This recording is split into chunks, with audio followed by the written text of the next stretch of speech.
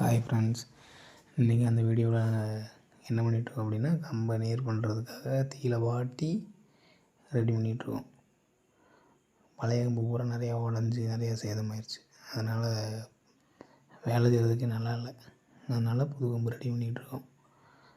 எல்லாம் நாளைக்கு வேலை செய்கிறது மாதிரியே ரெடி பண்ணலாம் அப்படின்னு சொல்லிட்டு இன்றைக்கி ஒரு 10 கம்பு எடுத்து நேர் பண்ணி சும்மா இருக்க டைம் அதை பண்ணிடலாம் அப்படின்னு சொல்லிட்டு ரெடி பண்ணிகிட்ருக்கோம்.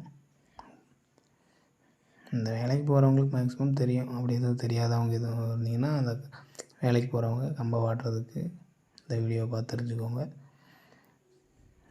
நாளைக்கு நாங்கள் வேலைக்கு